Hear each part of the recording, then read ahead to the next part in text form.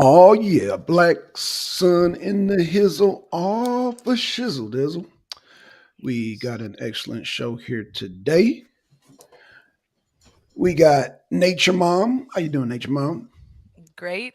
Great to be here. How We are got you? we got Zanzi, Hello. and we got a new guest, Rule Breaker. How you doing, Rule Breaker? Yes, happy to be here. Doing good. Cool, cool. Okay, so where do we start, y'all? Where do we start? I think we start Yeah. with rule breaker. Okay, Yes, okay. let's start. So to introduce myself, I am rule breaker. Why I chose rule breaking because statistically, I am 1% of the population that chose to break the rules and chose to break them even further on an educational platform. So a little bit about my story.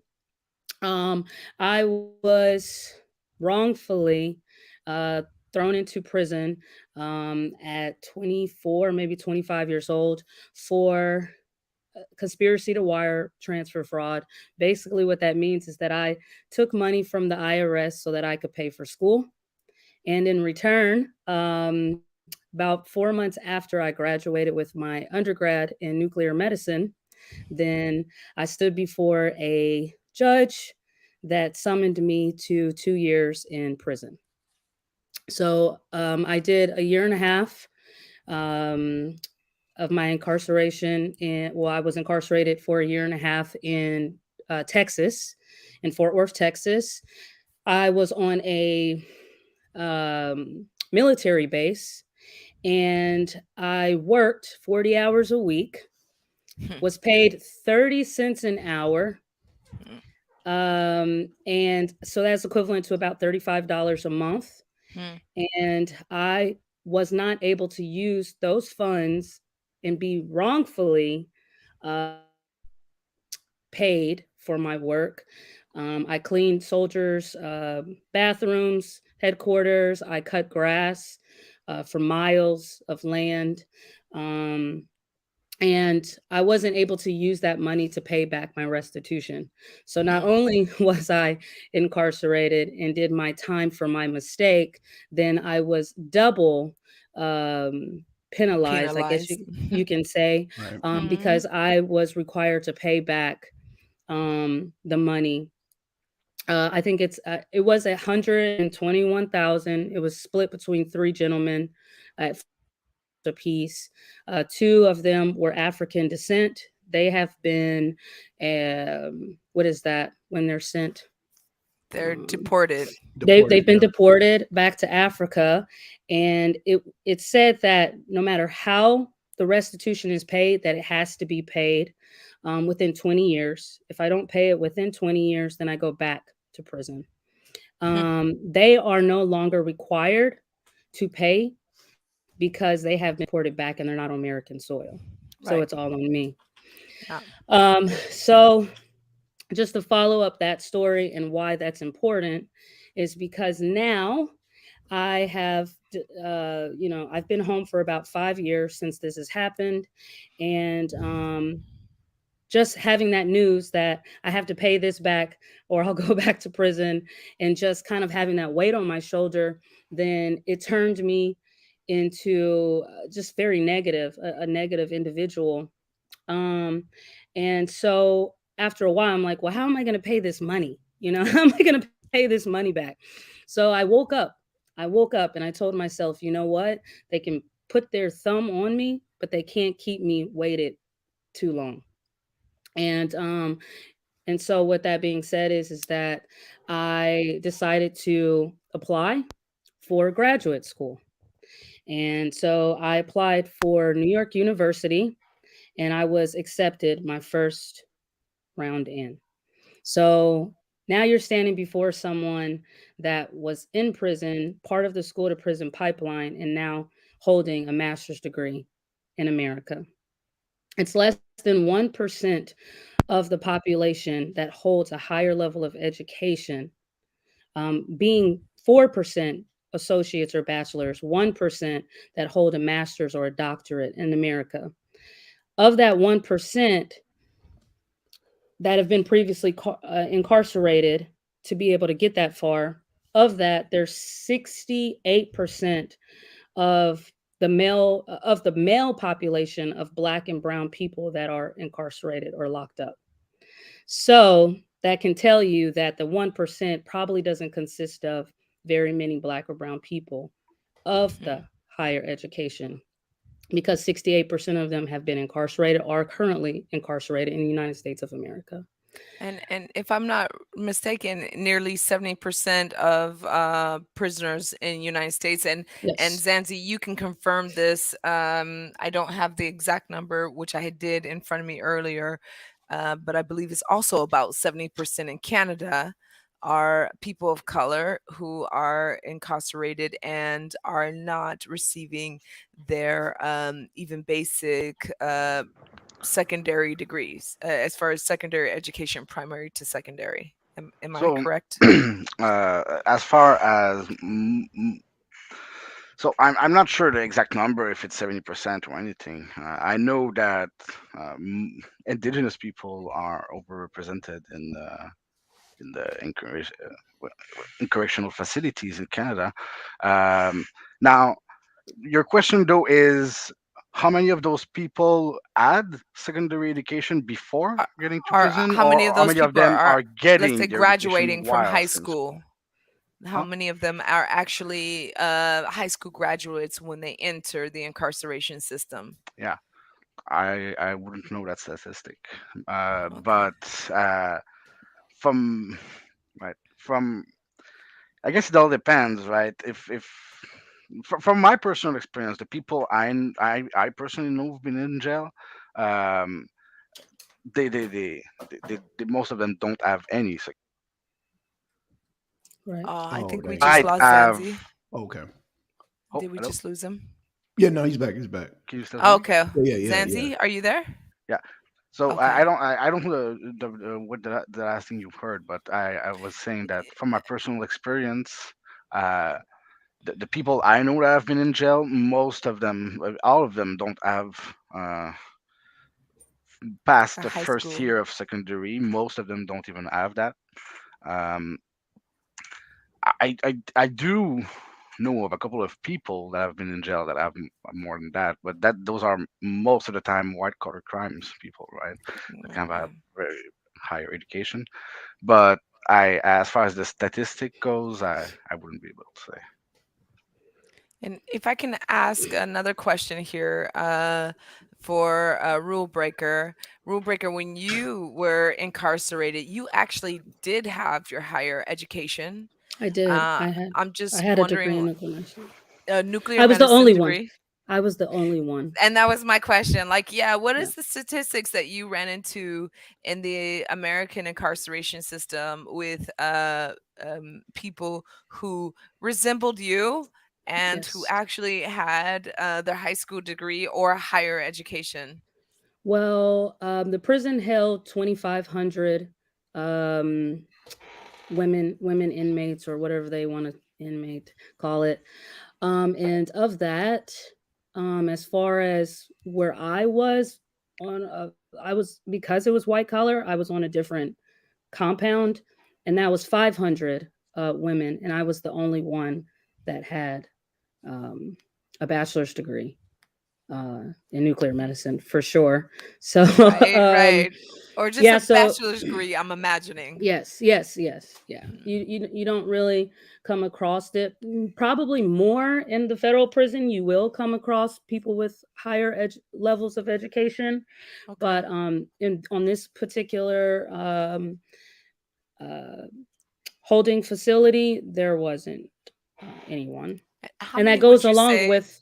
I actually did some research, and that goes along with, of those people that are incarcerated. Just speaking from male standpoint, it's said to 68% of those males do not have a diploma, even have a high school diploma.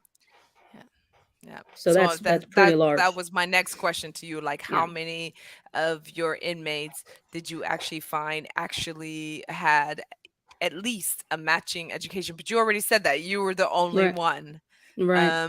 And so how many of those inmates would you say actually graduate from high school? They doing the research that I've done on it. It said that 4% will actually, uh, yeah, graduate with the diploma. 4%. 4% once they're released. Yeah, 4% of the population, incarcerated Zanzi, population.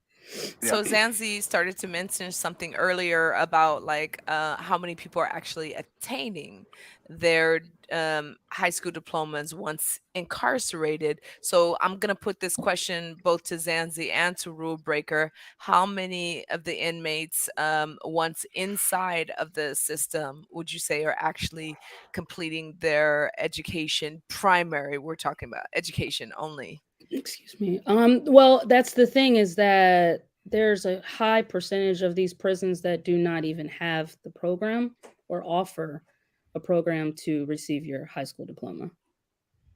I mean, Yeah. I thought that that was part of the prison system of No, reformation. no, Right, no, Department of not all. Corrections. Yeah, not all of them are. I mean, because you have to think some of these prisons are privately ran.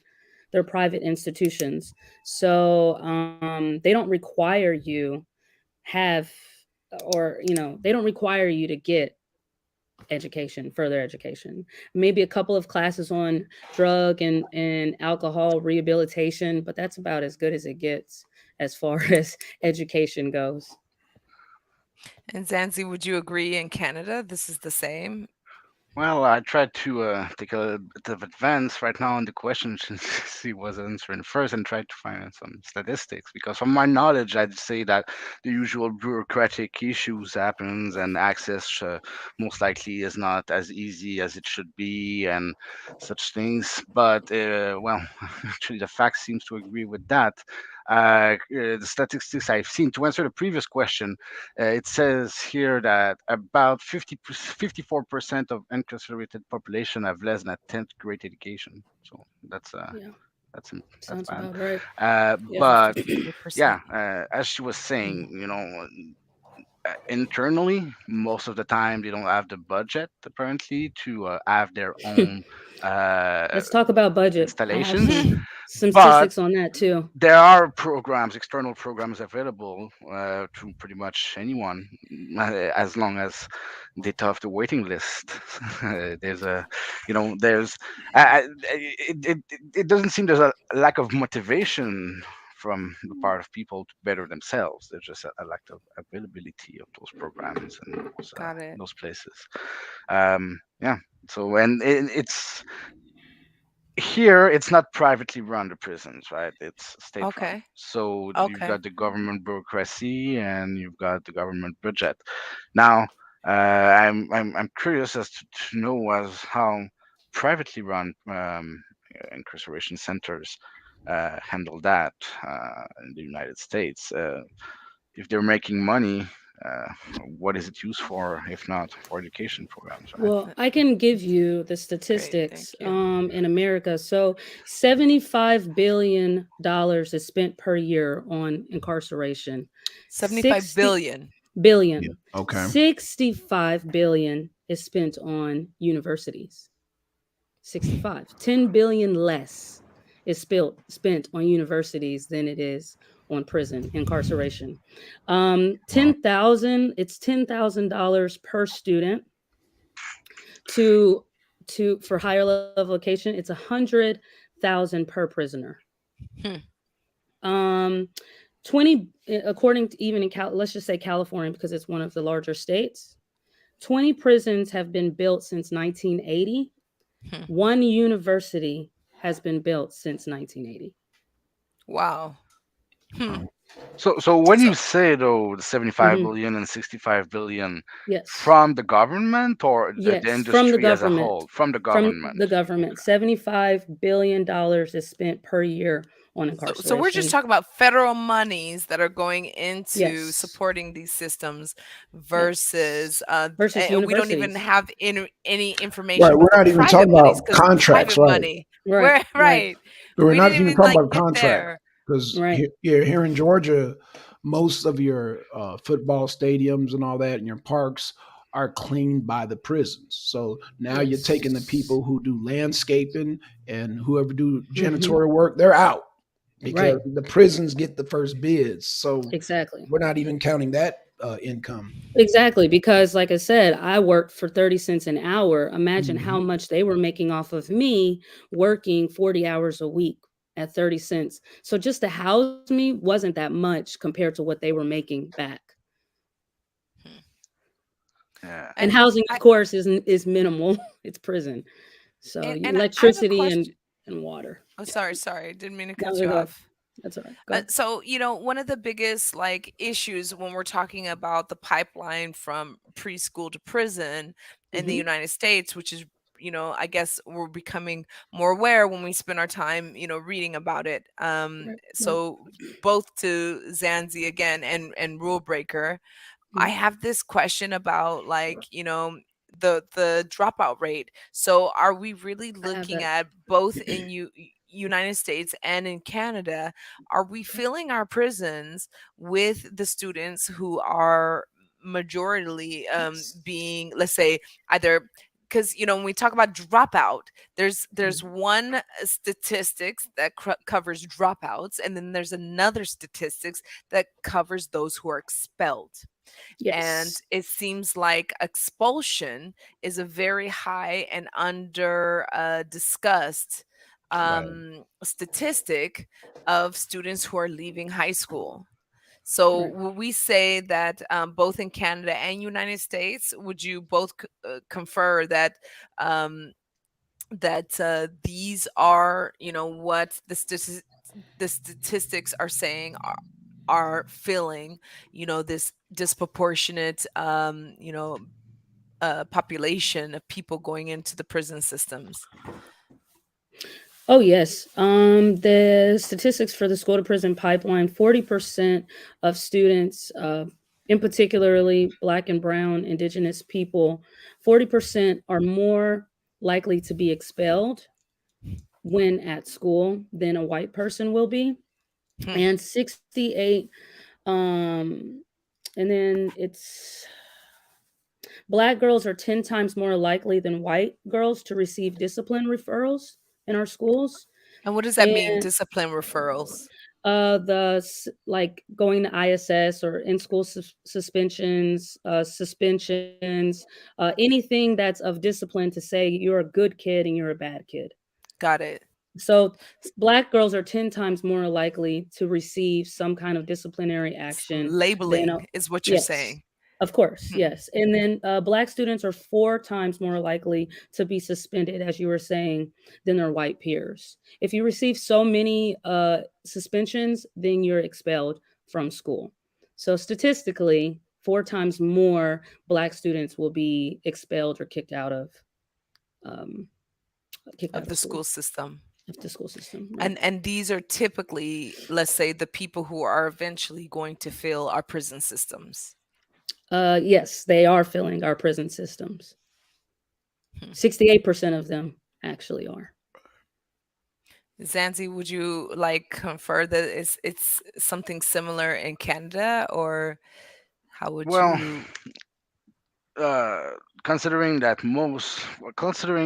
schooling up to the end of high school, technically, uh, practically, it's up to the third grade of high school in Quebec. Uh, that you legally have to stay in school, but it usually uh, you're technically well, you would be supposed to stay up until you get your high school diploma, right? Legally, to some extent, you can get your third grade secondary education, get a professional degree, and then that would be fine. But you have to complete school, right? That's what's if once you're past 18, if you haven't had those completed, then you're on your own. You do whatever you want, right? But as long as you're a child, and the child protection services are going to come in and force you to do it if your parents don't, right? So I have a question to that it's though. I have a question. So, is this meaning that you have to go to school? But what happens if it's going through being expelled? Well, that's where I was getting to. Okay. Um, it's you'll have to do a lot here before you're getting expelled from school in Canada. Okay. Interesting. Um, Like fights, my huh? like fights, because I know that's very common. Like stabbing people, Oh, shooting stabbing. people, Oh, Okay. very uh, extreme. Yeah. yeah, Yeah. Right. throwing chairs at people, throwing desks at people, like aggravated violence is what's gonna get you expelled in school here. If you don't do any of that, you're not gonna get expelled. You're gonna get put in special classes. You're gonna get, or you can Good. You'll drop be out, divided. right? You can just get say fuck it, I'm not going to school anymore, right? But getting expelled.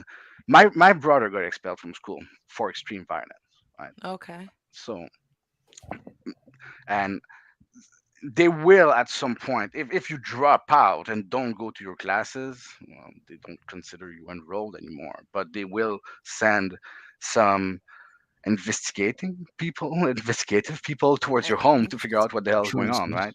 Yeah, So transfers. Interesting. it's Is there an in-school suspension? oh yeah, yeah, Okay. you So can get that suspended. I've gotten suspended a lot, right? But okay. I like school. I just like doing stuff I wasn't supposed to do in school, I guess. But it's I never get expelled because of the number of suspensions I got. That's a foreign. But what are you telling students when you suspend them?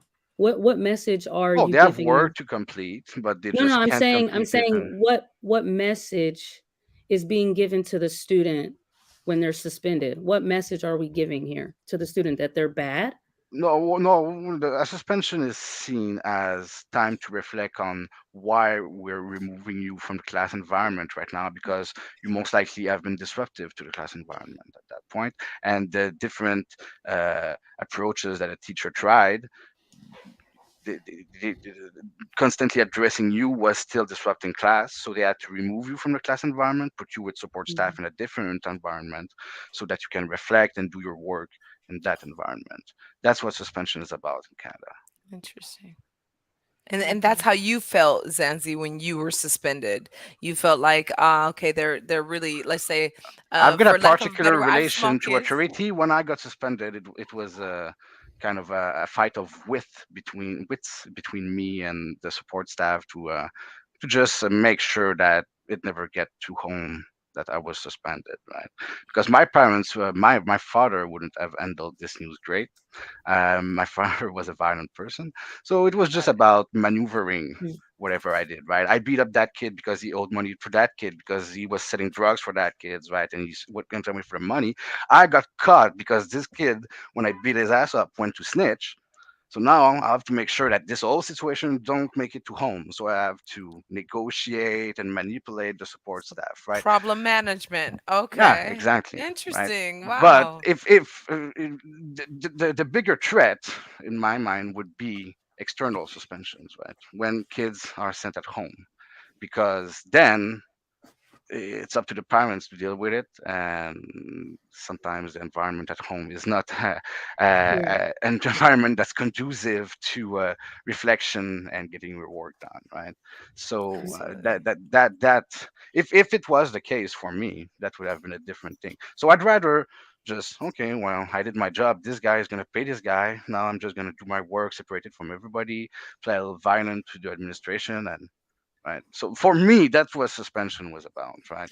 For the people, it was different. But from what I've seen, right, the support staff does a great job at what it does. They're underfunded. There's not enough of them, Absolutely. but the people try as much as they can, right? I've worked in the educational environment too. I've been a teacher, and same thing, right? The people that are in there for the money or for the politics are usually at the administrative level. The people on the Okay. ground working with the kids, they care about the kids. They're there with their hearts, yeah. Yeah. So, I mean, basically, what you're telling us is that, there's this perpetuating system of trying to, in your particular case, uh, deal with behaviors with underfunding, and then just trying to, let's say, mitigate the home environment, which I think, if I'm not wrong, can we say that? No, well, maybe to mitigate the home environment part is a little bit too simple, because Okay. to ascertain what the home environment is not as easy as it might sound, right? You don't always know what's going on at home, right? You got Right. what the kids tell you, you got what the parents tell you, you got what the community thinks they know, you've got, right? I mean, when I say that, when they actually send the child protection services to investigate, because that's because there's a clear red flag, right? Uh, you don't always get those clear red flags early enough. Mm. So to once you know what's going on at home, yes, it's about mitigating what's going on at home. But sometimes maybe it takes a long, takes too long a time, or it just never get figured out what exactly is going on at home, right? So So I'd like to shift the question now to rule breaker, because rule breaker, I do, know a little bit about your story. I've done some Yes. research on you, and you did have a a support system. Yes. Let's say, although you do wear the color of skin that society likes to stratify. Right. Um, so, you did get your full education. I So, did. how would you explain in your situation that um, how could you explain that you got to that point when, I mean, we're talking about statistics here, because usually when we talk about the 1%, we're talking about the Right. wealthy, the elite, and the Right. the extremely stratified, and you're giving us a completely different, extremely stratified perspective, Right. where there's a small percentage of people who are actually in your shoes. So how did you get there, if you can help us to understand this? Like, I feel like, honestly, a lot of resilience, um, first off, and then a lot of research got me here because I had to educate myself on knowing that the resources were still available to me, even though it wasn't meant for me probably to get to this 1%. Um, and when I say 1%, I'm saying I'm 1% of there's 326 million people in America. Of that, there's about 10 to 15 million that have been incarcerated that have a higher level of education, saying masters or doctorate. So I'm that 1%. And I think how I was able to get there, along with my other, eventually colleagues and people that have also been a part of incarceration with a higher level of education, is knowing that we did our own research to know that it was still, that the ability to still have higher level education was still there, Okay. even though we were incarcerated, Absolutely. if that makes sense. So, Absolutely. yeah, so that's what got me here, is because I didn't think that I could get into New York University, which is the top 25 schools in the world. I didn't think that I was able to get in because of the incarceration, but that actually, once I did my research, then that wasn't what was putting me back or affecting me. And so that's why I said the school to prison pipeline, how it's created is that there is no room or ability for you to go higher levels of education if you are in that school to prison pipeline, Black, Brown, Indigenous person. But it's because they don't know the research. They don't know that they have the abilities to go higher levels of education. They're being kicked out before they can, or not even being kicked out, From but ho- they're being classified as the bad students versus the good students. So that makes it really difficult to learn and educate yourself when you have those things on your back. Now, I had those things on my back. I had a good support system with my family, like Zanzi was saying, home environment was good, and that does play a huge role in it. But at the same time, the schools, the government needs to play a role in letting people like me know that this higher level of education is still available and it's out there for us. And they're But not the doing that. but the government can say the same thing that you said. Well, I mean, the research is there and the drive has to. I mean, the government has a way of just putting it back on you. They don't Right, of course, want of course. individual responsibility. I think a lot of people, and this, and I've had these discussions with people, allowing the government so much power, you get a segment of people that push back because they don't want to give the government that type of power. They just want to give government limited power, like, okay, your police, your courtroom to handle disputes amongst the citizens. But when it comes to education and economics and stuff like that, a lot of people want that. They don't want the government in their business per se. Yes, but I mean, from a social economic standpoint or economic standpoint, it would Mhm. be more beneficial to have this education than not have it. And so the government, yes, they're like, okay, the research is out there, but because it's not profitable, that they think that they think, then this makes it hard for them to be involved and discuss what's going on. Instead of just saying, like you said, Black Sun is okay, well, the research is there, you do it. But if we put maybe an approach to it to take these people out of prison, putting them into the school system, which the government only has the power to do so, and then making it a requirement or an incentive that if you get your education, high school diploma, and at least 2-year associate's degree, then you will not be on probation terms anymore. Not saying take away the crime part of it, Mhm. but that you won't be on probational terms. You won't have to worry about that part of it. You don't have to go to a probation office and pay fees and whatever. Your term of your probation is just to go to school. They So can put that control, that the government can put that control into the system. And not only that, but the average household with just an associate's degree, okay, the average household made $38,000 a Mhm. okay. year. Okay. With that being said, is to pay or to house a a prisoner is $29,000 per Right. year. So you're already technically, essentially making more money if you push more people into the economy to work than keeping them incarcerated. You're spending more money. So if I understand you correctly, rule breaker, what you're saying is basically, it costs the private. Okay, so it's not just the private industry, because the private industry is charging the federal government for each prisoner nearly 30,000. But yet, with a basic, foundation of education, instead of charging our government 30,000, we could be putting nearly 40,000 per Mhm. prisoner in back into the economy Mhm. Mhm. by rehabilitating them properly. And Right. proper rehabilitation is what I'm hearing from you, is Yes. actually giving them their education and making Yes. them viable parts of the economic system. And if I can just throw out, I saw and some of our regulars out there, MD, I saw you. I feel like this is another one of our arguments for reformation here, because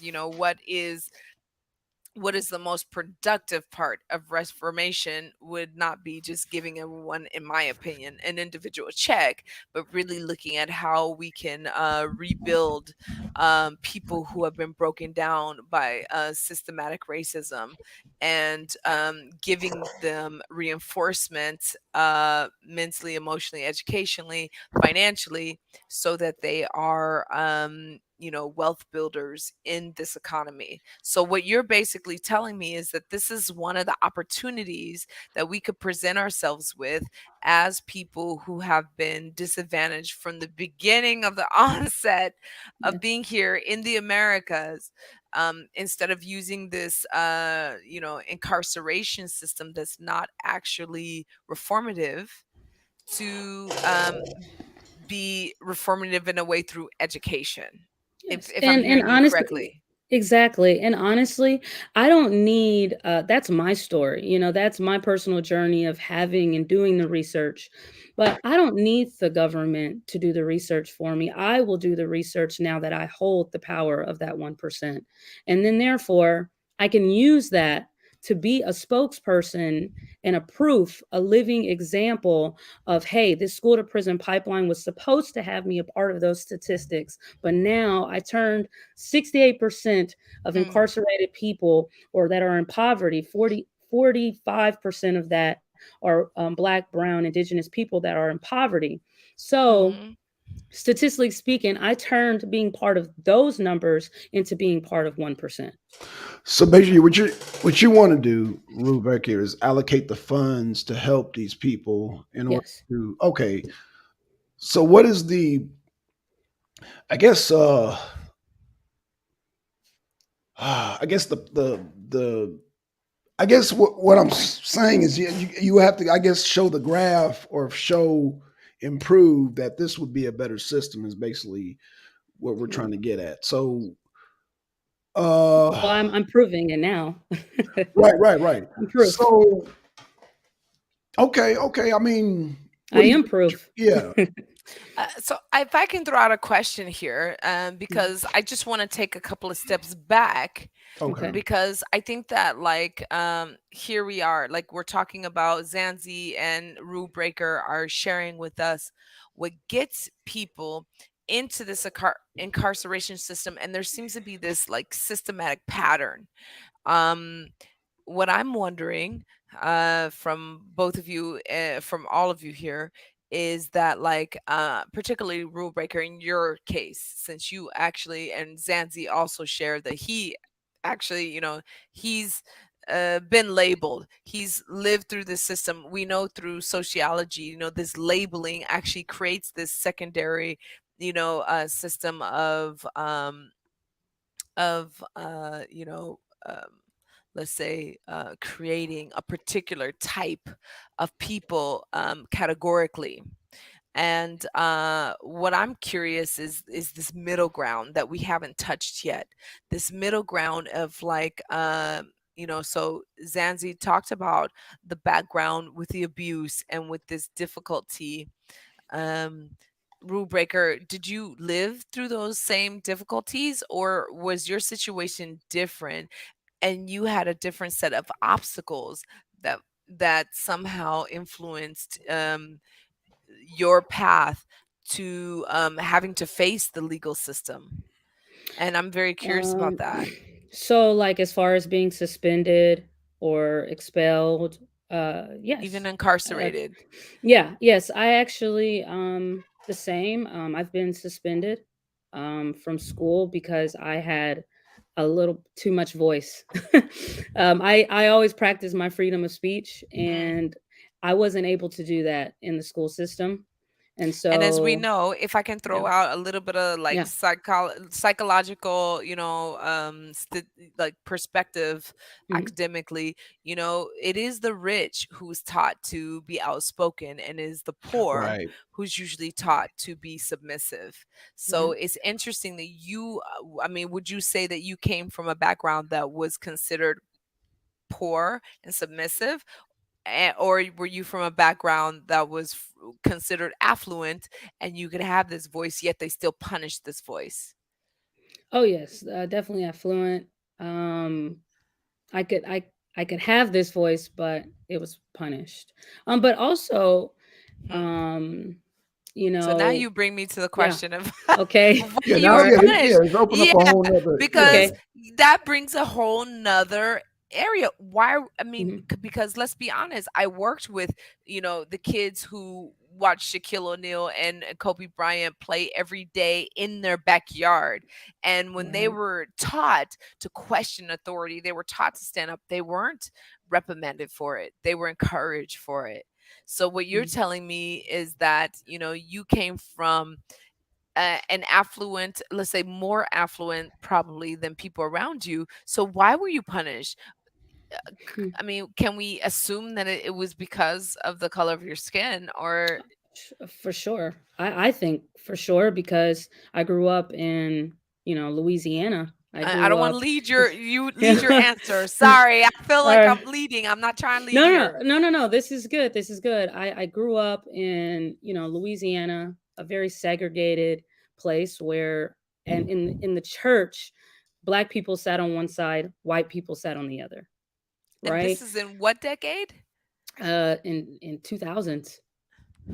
Yeah, in 2000s. I graduated high school in 2007.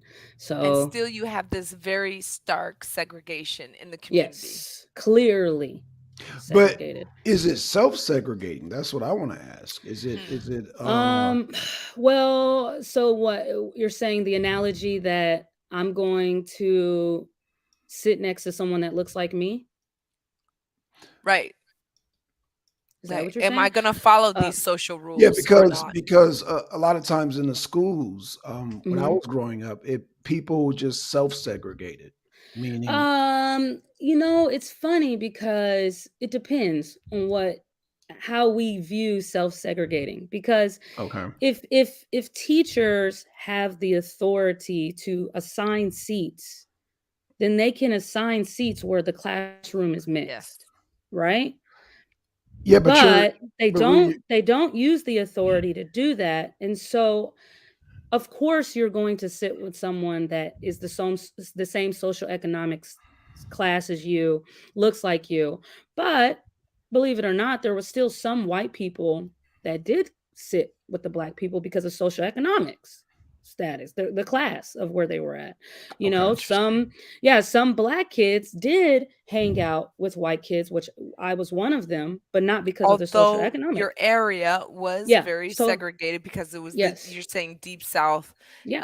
mindset that has carried through to the 2000s, yet Yes. there was this integration that was Hmm. happening that was somehow self-segregating.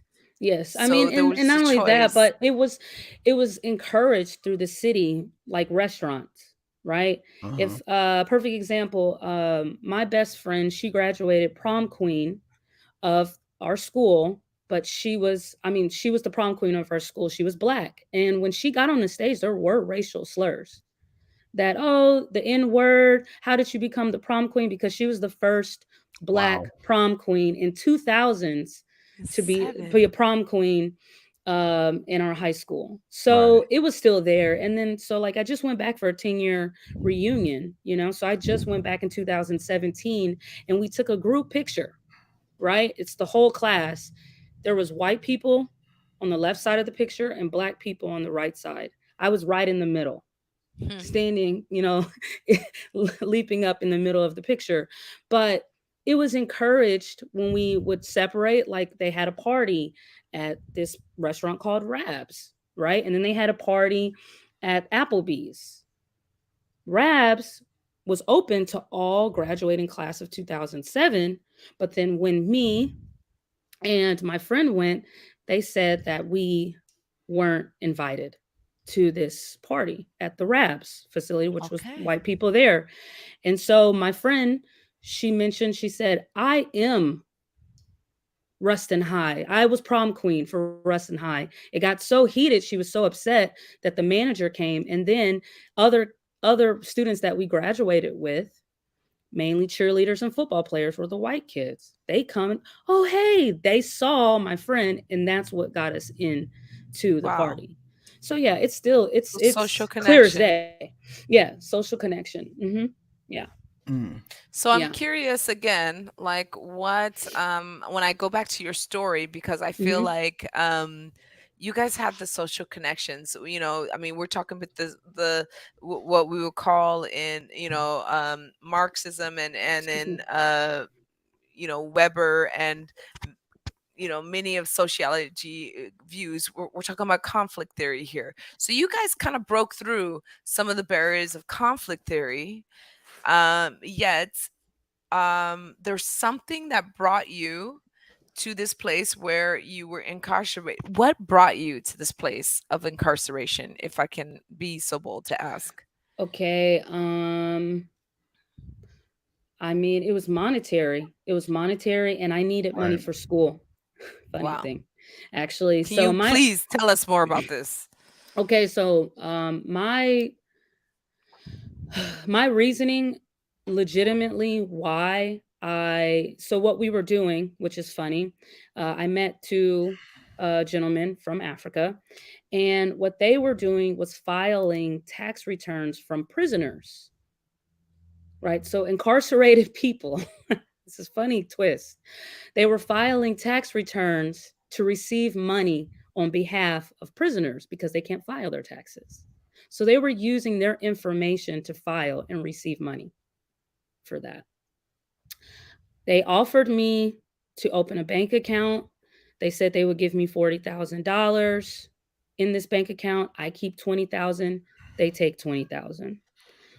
I knew it was illegal, but I had already been working for a year. I actually got accepted 2 years prior to the nuclear medicine program, but I couldn't afford it. It's like nursing. And because I couldn't pay for it, people say, well, what about school loans and what about Pell Grants and things? Mm. Once you What about exhaust that, the right? government controls a certain amount regardless. So I had all of that, but you needed more when you're talking a Exactly. nuclear Right. medicine degree, right? It's Hmm. a funny twist to it. So I wasn't born with a silver spoon. This is an analogy used that I wasn't born in a wealthy household. If anything, on the socioeconomic rim, a poor household. Um, and so, I mean, I got offered this, this money. I had worked a year, still didn't have enough money. The second year going into it, I knew it was illegal because no one's going to, put 40,000 in. I Right. didn't know where the money was coming from at that point, but I knew it wasn't legal. So I did open the account and the money went into the account. And that's when I found out where it was coming from, the IRS return. Hmm. Asked the gentleman, and that's when they disclosed it. So basically, But what you're I saying used to the us, money and I got my degree. and what I'm So saying is, what yeah. if I understand you correctly, Hmm. I was like you 19, took an 20. opportunity as a Hmm. young kid to pay your Hmm. education to get to Hmm. a higher socioeconomic status, Yes. and you were Live the punished for American it. dream. Yeah. Live the Right. And you were American dream. punished for it. Yeah, and not only that, but I was standing before the judge and he made a comment and he said, "You have your nuclear medicine degree, so you're fully aware of what's going on right now." Right. And when he took away my rights to vote. So he asked me, "Do you have any questions?" But with you having a nuclear medicine degree, you are fully aware of what's going on. And I I mean, found that really but funny. yet it took you Yeah. it took you this opportunity And the to courts either knew pay too. for your education or not Yes. to get Yes. there. And So the courts had proof in conversations that they took that proved me saying I'm using this money to pay for school, For education. for education. Right. so Yeah. you mentioned something that I think it's messed up with the United States. Huh. How is it that they take away your right to vote, participate in a democracy when you're convicted of something? I That's agree that's with you. something Mhm. I've heard before, but I always forget it, and every time it comes back saying, "What the fuck is going on in that country?" Right? They're removing Because the right. Zanzi, does it No, not happen it's there in Canada? No, nothing can remove your right to vote. well, If you're a Canadian citizen, you have to have a right to vote. That's part well. of being a citizen. It's Are you not a citizen anymore when you're a convicted felon? Hmm. The laws don't I apply mean, to you They no, anymore in you're still a because America? citizen. You're still a citizen, but you you're still just have to pay convicted. taxes, but You're you a can't felon. vote anymore. What So happened in to no United taxation without States, representation? What the hell? The if I can tea, all just the put tea out that was there, lost for nothing. Right. Zanzi, in United States, you are disenfranchised, and I think Mhm. that like so Yes. many of the regular listeners here could really chime in and tell more. But please, rule breaker, tell us about this Yeah. disenfranchisement. Yes, well, uh as long as you have some kind of probation or on any terms of being incarcerated or anything like that, then you are not allowed to vote. You have to check the box if you have a background or not, for employment. um, you pretty much get all of your rights taken away. And it's funny you said that. It's like, do you lose your citizenship? And I'm like, No, we Sounds like actually it. don't. But they make it exactly. They make it that way to where you literally become. Uh, I mean, they An say it. They even yeah they anti-citizen. say or immigrate. They say that past incarcerated people or felons are in the same boat as an immigrant, if not less, Right. because immigrants can even have easier access to getting jobs than someone that's been incarcerated. So So that's another So, difference here. You're not forced to disclose your status as a criminal. Actually, they're not even allowed to ask you for jobs unless the job requires that you access money or like, that you have that you need some right. security clearances. Then Security they can clearance. ask for it. But wow, in most wow, jobs, they're not really allowed to discriminate based on that. wow. So, and that leads me to another question, right? Because like you say, like you explain, right? You seem to lose all the advantages of being a citizen, but you still get all the duties of being a citizen, right? To some Um, extent. And definitely uh, seems Black Sun mentioned earlier when you were talking about using prison to school people, that money to school people. That he said, well, you need to prove it's a better system, right? Well, if we think about this, the alternative to prison that's been used in history, right? The one that comes to mind that seems to me to be the best one to some extent, right, is banishment, right, from the society. If you don't want to play by the rules of the society, just like we'll put exile. you on that island there, exile, right? We'll put you on that island there and get the fuck out, right? We don't have to pay for you. We don't have to expand any work or energy for you. Just get the fuck away from society, right? We can't do that anymore because we don't really have space to exile people anymore on the planet. But the thing is, the best system would be one where we don't have to pay for those people. They don't want to be part, don't want to be a part of society. Let them be out, right? If we're gonna start spending money on prisoners, on people that are not going by the rule of society, I think it should be used not just to put them in little boxes and make sure that they stay in those little boxes, but to make sure that they can reintegrate society and be a productive part of it in the end, right? So a system that just spends money to keep people in boxes and release them at some time so that they're exactly in the same place that they were worst, that doesn't seem to be a system that's good at anything. What? Right. I think that that's a very good point that you're making, Zanzi, is that this punitiveness in the system is really to break down human beings so that they're completely not productive to the overall function of the nation at all. And what we need is more functional people as time goes on. So, rule breaker, I'm very curious when we're talking about like making people more functional. What is, would you say, the solution to functionality in our nation? Because I mean, Zanzi just blew my mind. Because I mean, Zanzi, like I said, I'm doing some studying from the Canadian perspective, but I've never lived in Canada. Even though I have, I know connections to people, they share information, but you don't know anything unless you've lived somewhere, right? Right. So I have the question to rule breaker, like if we could improve some things about the American system, like I mean, Zanzi already threw out some things Yeah. already. Right. All Yeah. right. You definitely What Okay. did. things can we improve here? What can we Okay. do? All right. So, what I am getting my master's degree in, I actually complete it next semester. I'll be done.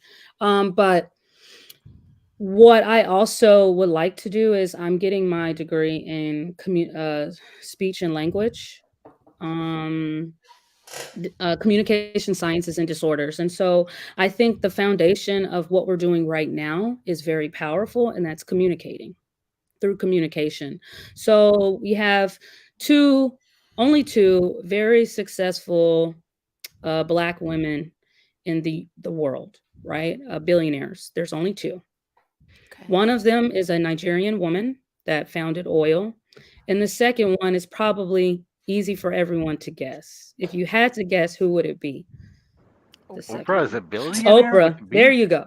There you go. Okay, thank Oprah. you. So Oprah, yes. So I use this Oh, analogy and this parallel to let people know. And she's actually she's like top 15 billionaire women in the world. I know But two of anyway, them. Big. yes. So. Yes. So yeah, Walton being one for sure. Good old Walton's wife, or Sam Walton's wife, or something like that. But anyway, um with that being said, is that she became that through communication. We know her for her role in The Color Purple, but that was through acting. And then we know her mainly through her talk show, right? So she literally was able to get billions of dollars through communicating with people, all Hmm. kinds of people. So my strategy would be to teach these people that are incarcerated, not incarcerated, how to communicate effectively and properly. Thing Interesting. is there's a lot of people, unfortunately, and speaking particularly Black, Brown, Indigenous people, because these are the ones that are the highest population of people incarcerated, do not know how to communicate. They don't know how to talk properly. They don't know how to have these conversations we're having. They don't know how to be standardized or typically language accepted, right? Hmm. The typical and the standard language that we're all using right now is English, right? But it's how we use the Hmm. English.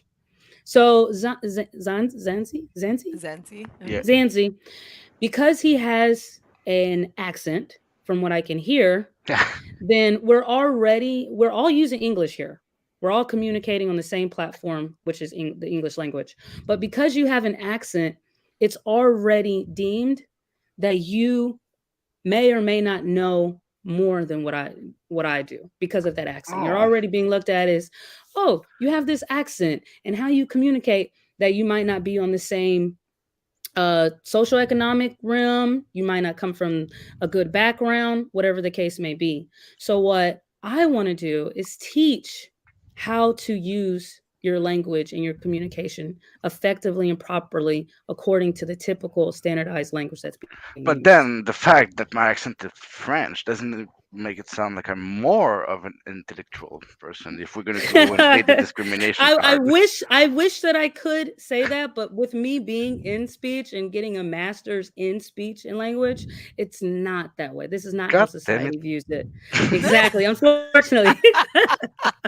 so Interesting. so with that, but the interesting part of it is that Black, Brown, and Indigenous people, they sound, they could be super educated, but Hmm. they don't sound that standardized Educated typical is language so to true. use to sound educated, to Mm. get their viewpoints across, and to get things going and change situations. It wouldn't be effective to just put them on an island somewhere.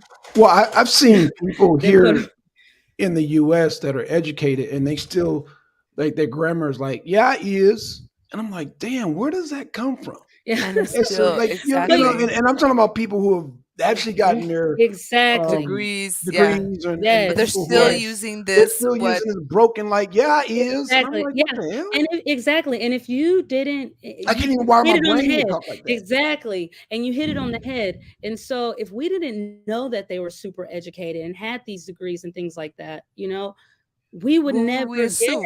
assume exactly. We would never guess that they had that higher level of education if they just Interesting. communicated properly. So Interesting. even taking Right, someone that doesn't have the higher level of education and teaching them how to communicate properly, we've already right. probably Wow. succeeded in changing people's perspective, or kind of manipulating it the way that we need in order to essentially change these statistics, Right.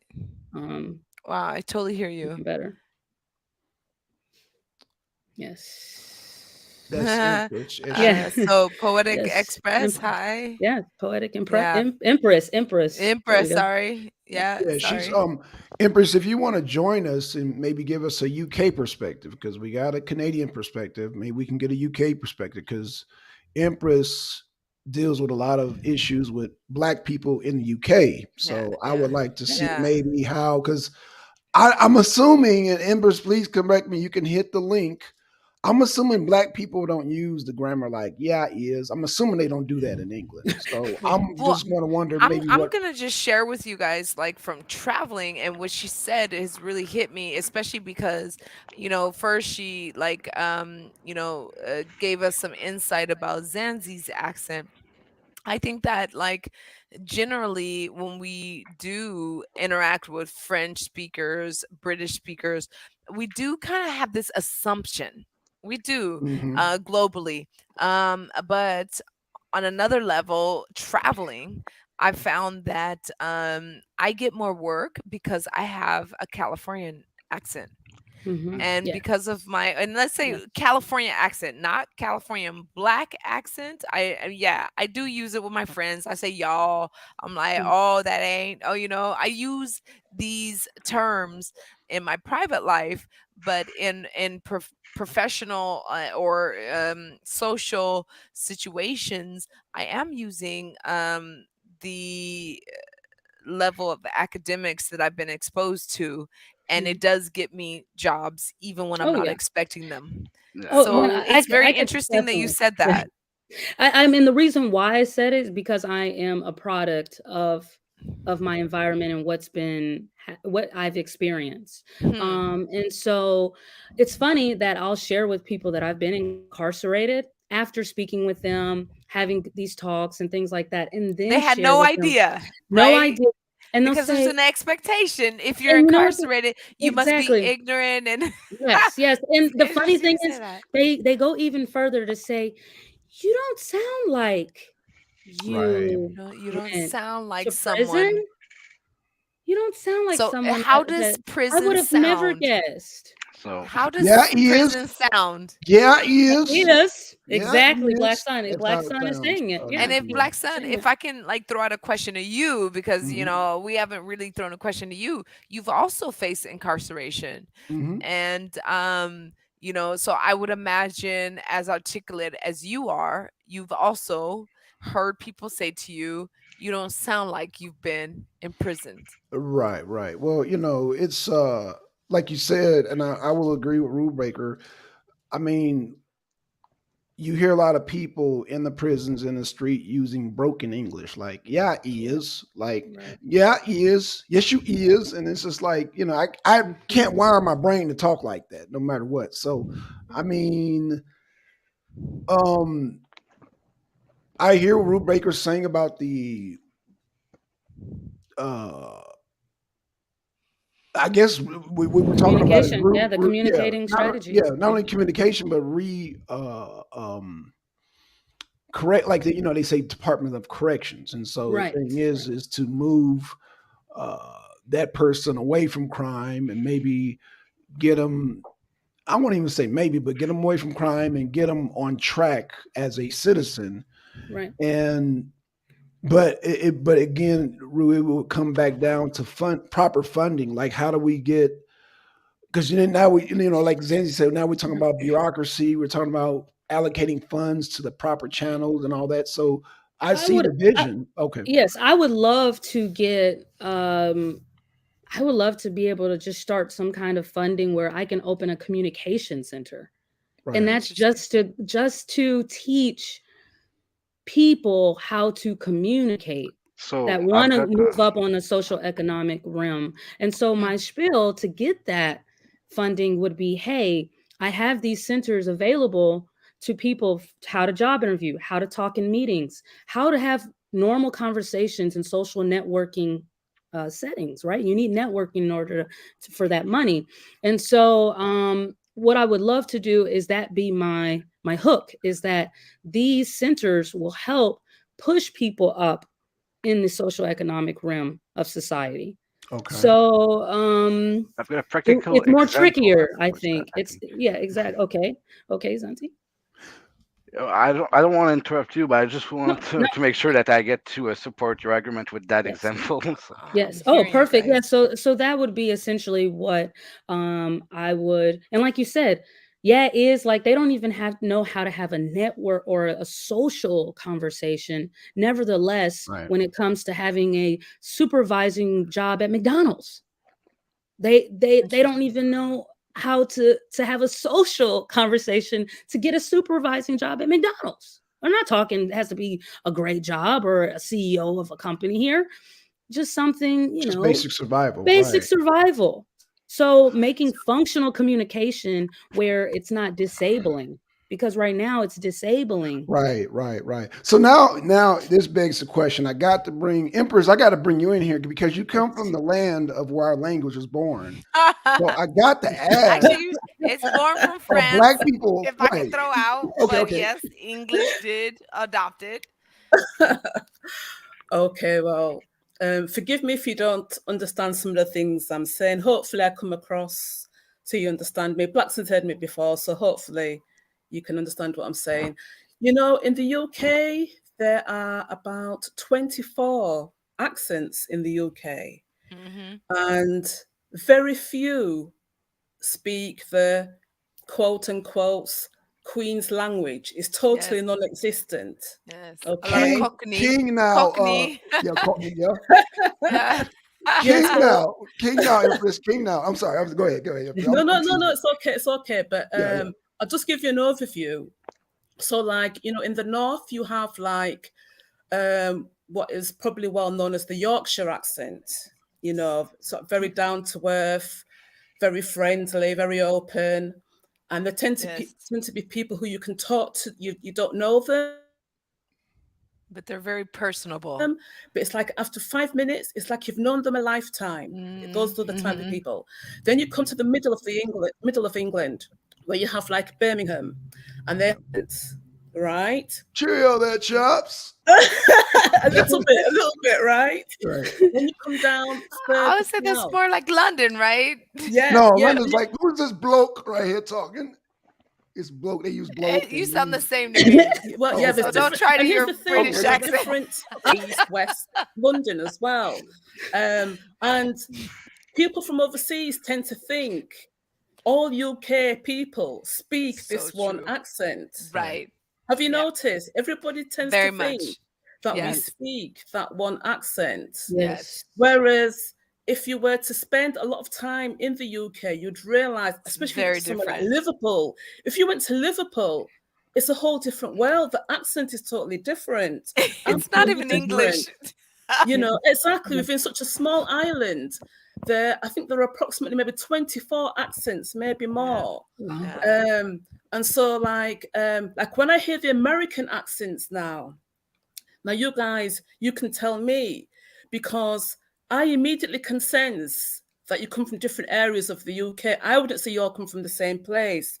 So why is it that a lot of It's funny. Americans tend to think when they hear a UK accent, it's just a London accent, which if you hear a London accent, they are so different from people who come from the north, the south, you know, different areas of the UK. Is it due to exposure or lack of exposure to different UK accents? Empress, if I can throw in there, I absolutely, I had a lot of friends who came to Los Angeles from the UK, from different areas. And one of the things that people would always say to me, because, even though I also grew up in Los Angeles, and at that time in my life, I didn't travel. Now I'm much more travel. I've been to the UK many times, from north to south to London. I've heard Yeah. the different accents. I know the difference between, Irish coming in, Liverpool, which is very close to Irish. Yes. I hear it now.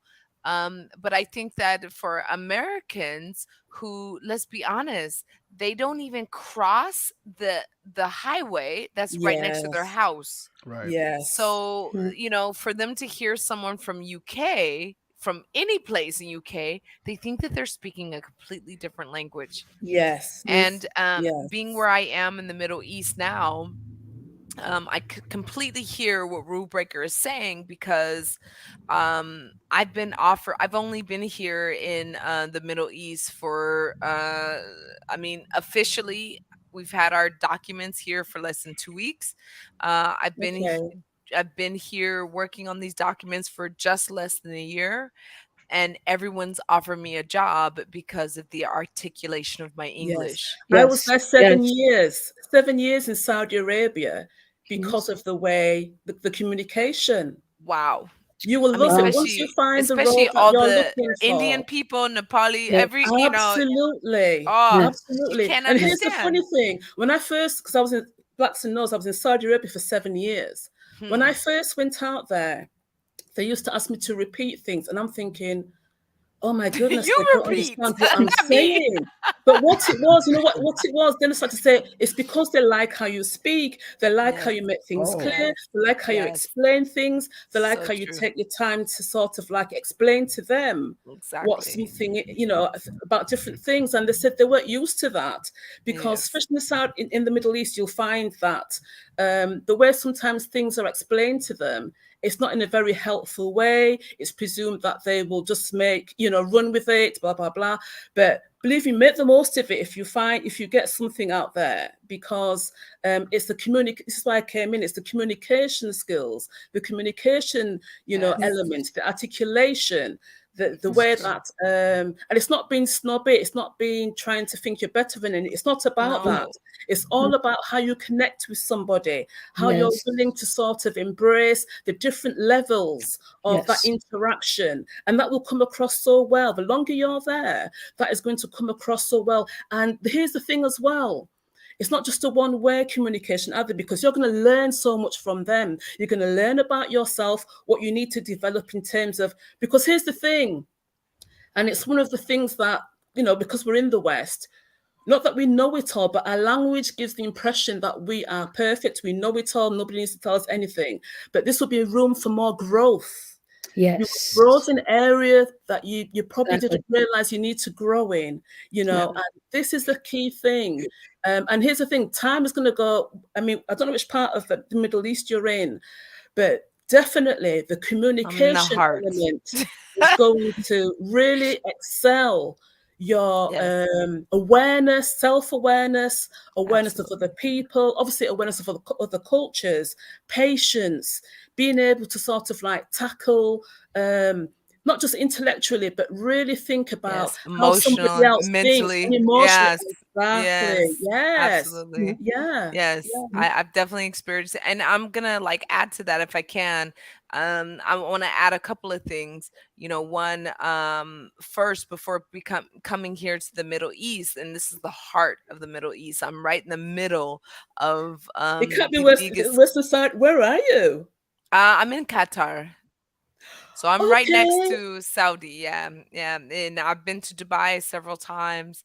Yeah. I've been to Emirates several times. So yeah, I definitely feel, and there's many Egyptians here. There's Lebanese. There's Yes. everybody, Syrians. Everybody's here, And and embrace their cultures, because believe you or me, a lot of them will be probably more your friend, your best friend, than your own, if you do come across them, nationals in that area. It just depends, but they'll be able to teach you a lot about things that you think, oh, it, actually, it I've never learned crossed my mind, but exactly when you they move will. around, it comes to you, Yes. and exactly what you're saying.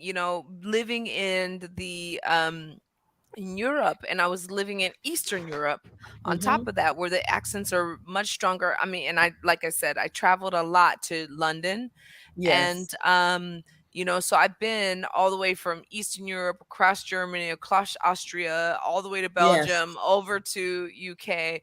I've traveled these places quite often, and one of the things that people say quite often is that, particularly when I'm traveling with friends who don't Mm. speak my language, this was the most interesting thing, Hmm. because we're communicating in two completely different languages, yet we completely Absolutely. understand each other, and Absolutely. people are curious how we understand each other. And I think you nailed it on the head, and this is something I was going to present to Zanzi as well, because I know French culture very well, especially when it comes to Paris, France, and many Mm. different regions of France. Yeah, Zanzi, I think, is my first friend. I'm going to call you friend Zanzi, and you Zanzi, better you're call from me friend back. France. I didn't No, realize you're he's from. from Canada. Oh, from Canada. Okay. Yes, Okay. and I've watched a lot of Canadian television to learn my French, because it was the best connection that I had. But actually, the people that I was learning French from were from France. Mhm. So it was very interesting to learn through media, French, through television, Canadian television. Yet my only real connection to the language came from people who came from France. Yes. So Yeah. this was a very interesting dynamic, and exactly what you're saying, Empress. Like, when you are dealing with, I mean, I have friends who are Jamaican, I have friends who are Hawaiian, I have friends who are, Polynesian, and friends Yeah. who are Indonesian. I have friends from all over the world, Nepalese, everything. Yes. And yet, that level, exactly what Rule Breaker said, when you can communicate and you could be very clear in writing and in conversation with your Mhm. language, it really breaks through barriers that Exactly. many levels of people aren't even aware of the amount of Absolutely. power that's there. and Absolutely. and this is, I think, a dynamic that Rule Breaker is bringing to this conversation that we haven't had before at this moment, that is so prevalent in my life. Most of my economics, most of my work comes from my ability to communicate, Mhm. and they pay top Yes. dollar for it. Yes. And Yes. Yes. Yes. In all so realms, for sure. top dollar. I mean, from the For United sure. States to the UK to, Yes. Yes. Eastern Yes. Europe to here to the Middle East, they Yeah. pay top dollar for that Yeah. communication. But also So Mm. with remember as well that you are still, when you the longer you stay there, you realize still how a lot you have to learn about absolutely, communication. This is what I'm yes, saying, because we're in the West, we take it for granted that just Hmm. because we're speaking this common language of, I mean, I hate to say it, but it is English.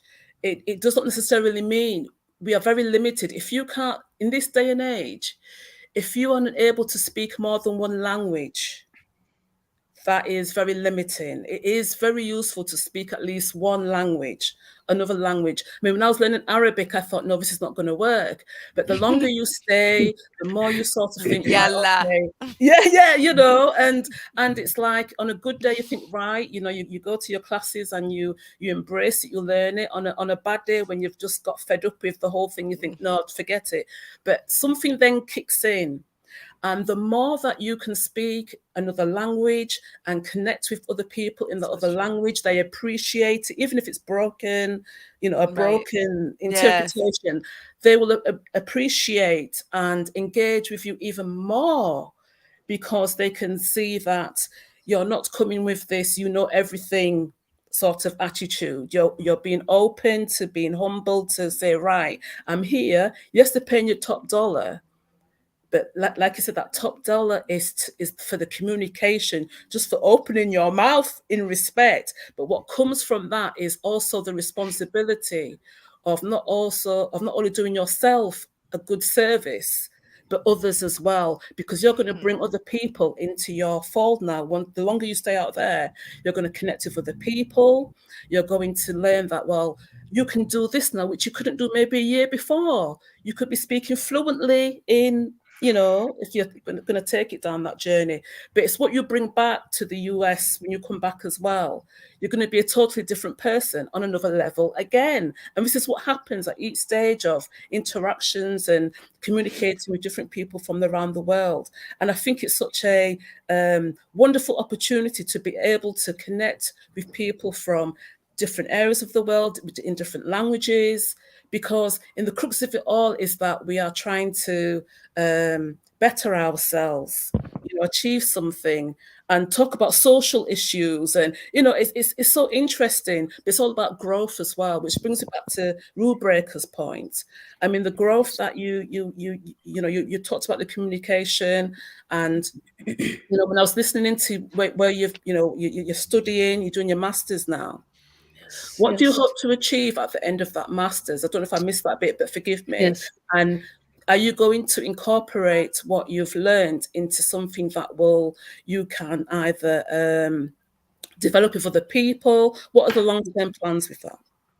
Well, I actually am located in Louisiana, so it's uh, the perfect place to start my communication centers because even though I grew up in Louisiana, again, I get that a lot of people say I don't sound like the southern region of how you sound. Yes, So you like don't you were hear the talking about the struggle different sound. regions. Yes, yeah. Yes. So so so it's really interesting, but the impact that I want to do is I want to start with these communication centers. Hopefully I can start one and then have many all over the US, but they would encourage individuals that are on the lower socioeconomic realm to come to these communication centers and learn how to apply the way they communicate properly to help them succeed or be functional um, communicators in society in a very harsh or hard society.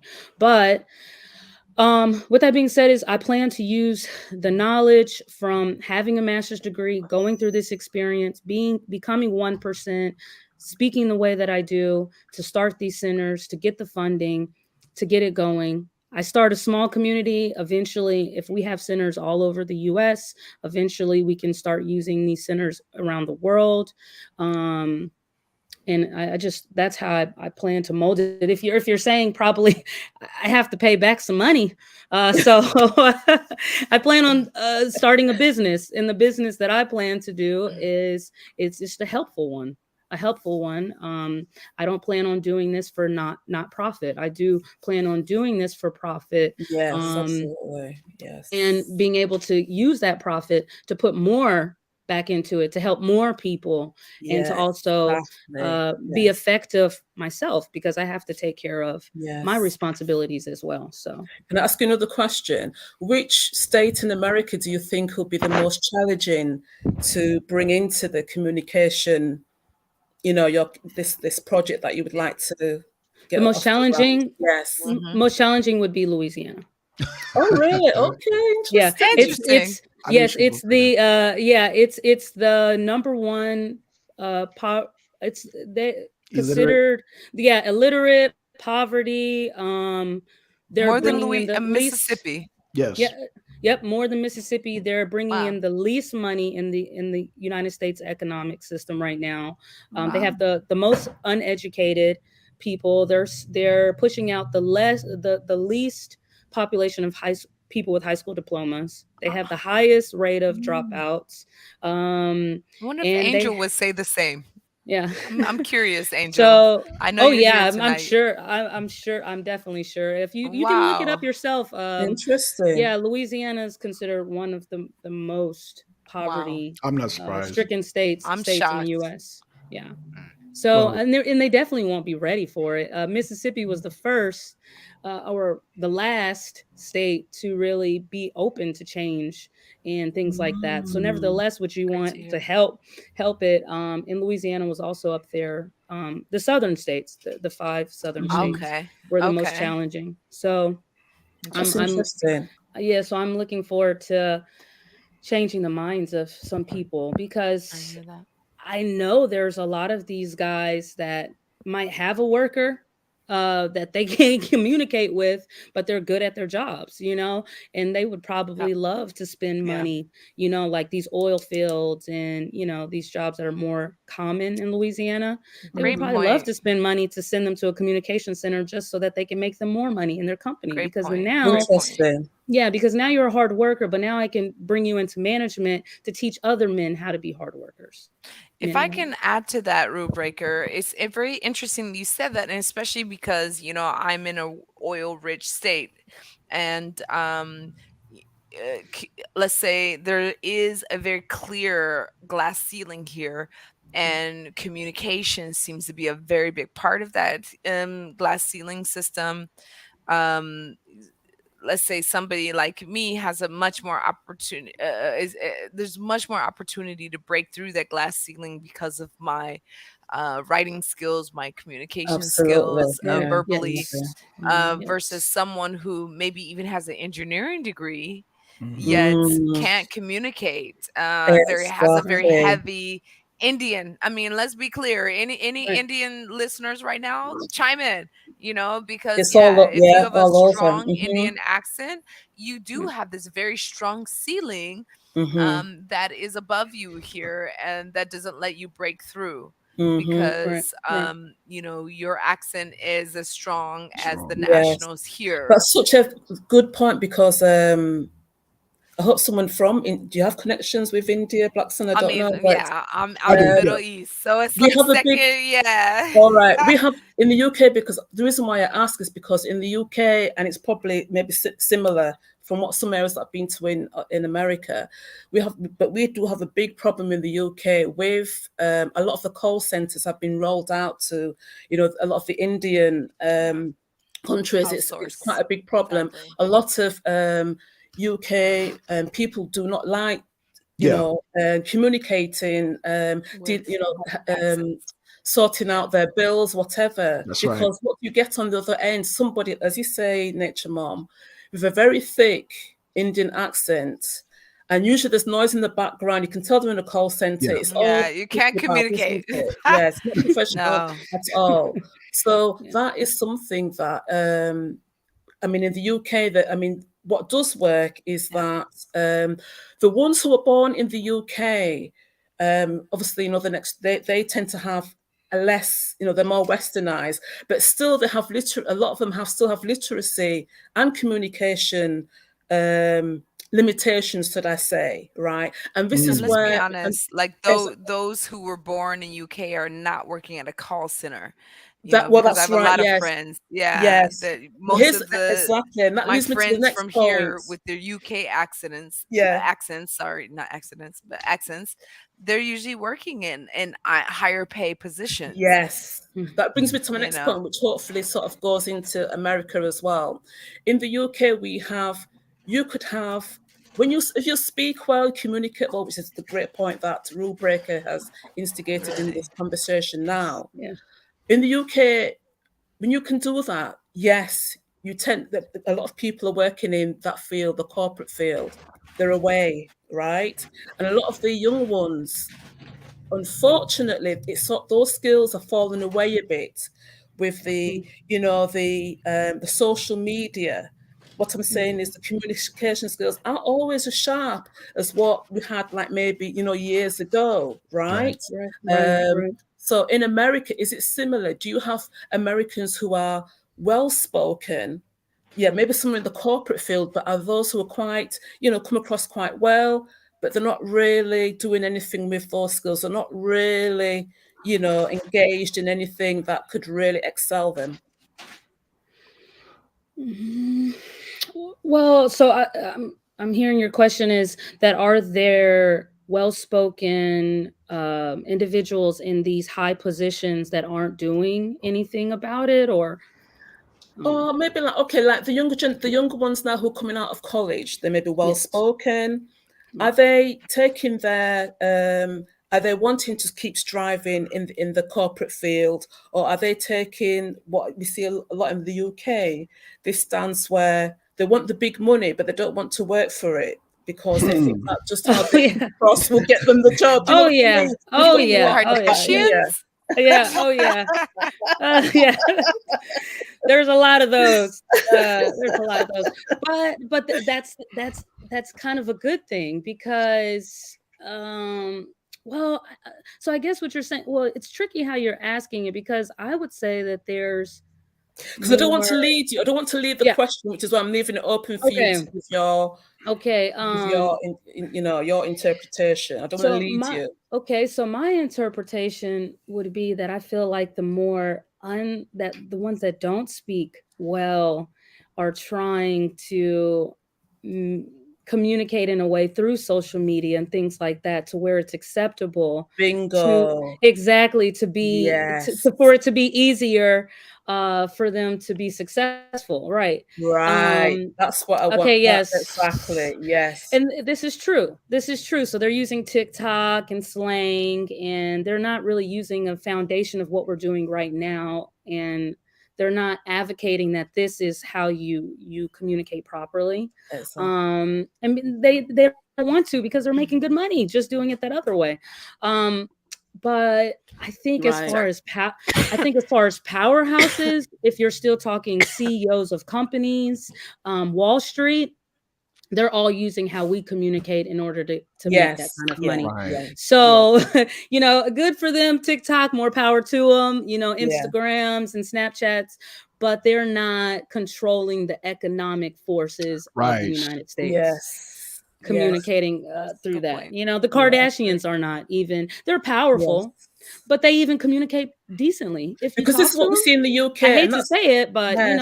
the Yeah. Kardashians have a power, an ability of the way they communicate Yes. with people, and it's not the yo go Right. yeah that If I is, can yeah that ask a is, question, if I can ask a question, Mhm. because really you had something, coming from an education background in the United States before I've moved, to different countries across the world. One of the things that keeps echoing in my head is this bill that was trying to be passed in the United States back in the early 2000s, 1990s, about ebonics. Yeah, I remember that. And yeah, Mhm. and they were really trying to accept Mhm. ebonics in Zanzi and Empress. If I can explain to you Into the what they were corporate field.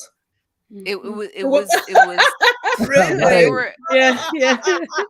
Right. Yeah, Sorry, Right. that's yeah, funny. yeah, yeah, yeah, and they yeah. were trying to accept it as a Mhm, second language in United mhm, States, and it was mhm. really upsetting, I mean, for people like me. And I think that's why it got squashed, because even people who they were considering using ebonics were not pleased with you making it another language. So when I hear what you're saying, language is a power Yes, of overcoming Yeah. these institutionalized discriminations. yes, The and yeah, Yes. not to cut. Oh man, I have It something to say to depends. that. It's That's crazy where though. my You know, example might Zanzi. There, become I was too wondering much. where Zanzi came when No, he was gonna come Zanzi, back. here's I Zanzi. said, Zanzi just yeah, came in right yeah, in on that yeah, moment. and the funny thing is, I said, man, I used him as a parallel. I hope I didn't scare him away. Oh no, no, I was just listening, All right. trying Hello, to, Zanzi. but the Hello. conversation seems to stay around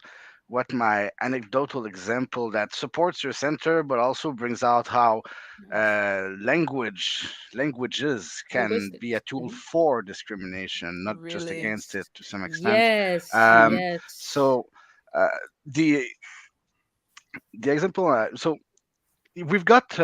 I've worked for a number of years with the network for the indigenous, urban indigenous population of Montreal, right? And one of the what we do is basically centralize all the different available organizations or initiatives, funding to some extent. That helps the indigenous community in Montreal, right? And there's a center that we work with called the Friendship Center, the Indigenous Friendship Center in Montreal. And I was going there the other day, and unfortunately, it was closed. I Hmm. mean, COVID and lack of funding sometimes hit harder than we want it to. But this is a center that's exactly focused on communication. Wow. Communication, though not just Interesting. on the language part, because communication is much more than language. And it was interesting you mentioned the Kardashians, because maybe they don't have the exact vernacular that you want into the regular business world, but still they communicate in other ways, right? Through the media, through that's worthwhile communication too, right? But at the Friendship Center, what they try to address is, and that brings us more to where the conversation started with well, prisoners rehabilitation, right? Because what they Yeah. trying to address is mostly homeless people in Montreal, right? The homeless part of the Okay. indigenous people of Hmm. Montreal, which is a big part of it, mostly Inuit people. When they come from up north, and they come to the urban environment, mm, lots of them end up in dire situations, and the Friendship Center tries to help them as much as possible. And the other day I was going there, right? And now, something that we have to put in perspective: most First Nation communities in Canada, their first language is either in Inuktuk or Mohawk, or it's the language of their community, right? Their second language is most of the time English, And in Quebec, the French-speaking part of Canada, French. well, some of them, most of them that are lucky, I guess, I'd say, is because they speak as a third language French, right? Um, so I encountered this person, right, while going to a friendship center, and I realized that maybe it was closed because most of the people that are there usually were on the streets, right, in front of the center on that day. So that means that we couldn't be inside, and most of them were Inuits. I came there on a day to see a guy named Billy, an Inuit, but he wasn't there, and the most of them speak only English. None of them speaks French, as far as the Hmm. Inuits that were there. Um, but they were asking for money on the streets, right? And they it's it's unfortunate, right? But most of them don't know to how to communicate, right, in the language, but they don't know how to at this. They haven't slept for a couple of days. They haven't eaten for a couple of days. Sometimes, right? Oh. Their eyes are Mm. black. They've got blood in their gums, and communication just doesn't work, right? They can't ask for anything. One of them was, and that's how communication was broke down, right? And that was after the main point, but the that I want to make. But he was telling me that, well, I tried to go to the store to buy food for everybody, right? But they told me I was too aggressive, right? And they threw me out of the Oh, store. And but right, he doesn't want, right, when you talk to him, when you take the time to talk to him, right, in his language, well, at least in English, he doesn't want to be aggressive, but his eyes, he doesn't have any color in them, right? The pupils is all there is poor in the thing. white, and he's got blood in his gum, right? Oh And my gosh. he doesn't look good. So when he entered the store and just tried to, I don't know what he did exactly, but it's Just easy trying to to survive. see Yeah. that whatever he thought he was communicating was not was communicated, right? So that's where the friendship center tries to intervene, right? Try to Hmm. re-educate those people, help those people out of their condition. But on that particular day, it's none of them that actually approached me, right? They were all pretty much staying together, except one guy, and this guy wasn't an Inuit. He was again, I said like going on, and the first thing he came at me speaking French, right away, not Mm. English, which was Mm. striking because from that region, most of them don't speak French, right? And he he started right away talking about the importance of communication and what you've learned in prison, right? But the way he talked was clear as day, right? This guy wasn't most likely clear. His eyes, they still showed some signs of being intoxicated, right? But he was able to communicate in French and in English much more precisely what they needed, what they wanted, right? He, he was able to. Well, I went to the store with him, and he was able to communicate what he wanted to the people there, right? Even though Mm. at Mhm. first you wouldn't think, right? You've got stab wounds everywhere and tattoos, and so, but his ability to, just in the language and in the body language, the way he moved, that negated in some way the way it looked and the image that could come with it. Either be it the way you look, the fact that some people knew that you might be an ex-prisoner, or the the the, the, I'd say he still had an accent, right? But still, compared to his friends, to the people he was actually advocating for, communicating for at that time, right? He had a more appropriate way, uh, as far as the people going by in the streets on that day, uh, to communicate what they wanted, right? So I think those centers are important and they work, but Mm. um, you have to. Right, because I don't know when is the important part really to uh, take people that are already in the workforce and make them managers, multilingual managers, so that they can get other people in the workforce, or is it to rehabilitate people? Because those are two very different end goals. Exactly. That's a good question. Yeah. Well, Uh, we're almost coming down to our almost 2 hours, but I want to definitely get Empress Rubric. I want to, and of course, Nature. I want y'all to all give you closing statements because I mean, yeah, we got to definitely come back. Rue, we gonna have definitely have you back on. Empress, Sounds you good. know, you got to come back on because we got. I mean, we can't really get this Yeah. like an hour and a half show because it's I a want to. lot. Yeah. I do want to discuss, and maybe we can all do our homework. I do want to discuss because there's a book that I just recently read, "Why Nations Fail," and we Mm. got to deal with the economics of this because Yes. yeah, we got the language, but a lot of these systems are set up to have a economical Economic, structure, a yeah. caste system. Mm, So we gotta Economic outcome.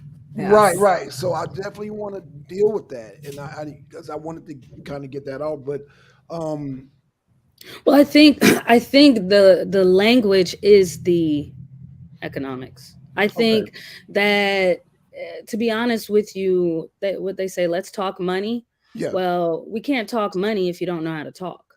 And right, not only that, but if there's only 3% of the population that has money that can talk, and the other 70 something percent don't know how to, but are very capable to do so, then we're going to be constantly poor.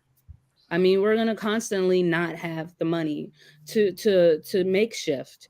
And so the majority of the population is, or what did they say, the minority, aka the majority of right, our population, um, is not working, or is not really putting money into the economy because right, they don't know how to communicate the, the need to put the money into the economy, or to get these jobs, or to to be the people that don't have it to have it, right? right, So Hmm. by me teaching